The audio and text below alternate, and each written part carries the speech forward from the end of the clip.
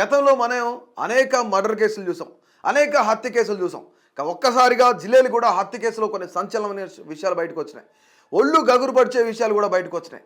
అసలు తన భార్యను హత్య చేయడమే కాకుండా ఆ యొక్క అవశేషాలు ఏవైతున్నాయో వాటిని చెరువులో పడేశాడు ఓ రాక్షసుడు.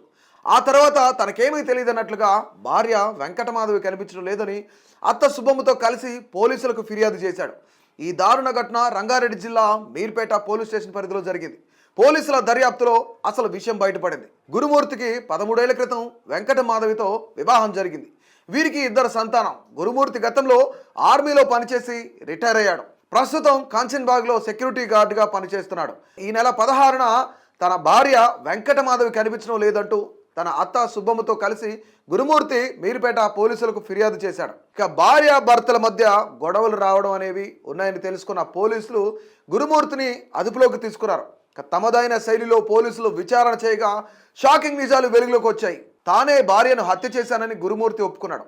తన భార్య మృతదేహాన్ని ముక్కలు ముక్కలుగా చేసి కుక్కర్లో ఉడికించి ఆ తర్వాత వాటిని అక్కడ 3 రోజుల పాటు ఎండబెట్టి ఒక రోకలు తీసుకొని వాటిని ఒక పొడిగా చేసి జిల్లేలుగూడ చెరువులో పడేసినట్లు కూడా పోలీసులకు తెలియజేశాడు గురుమూర్తి.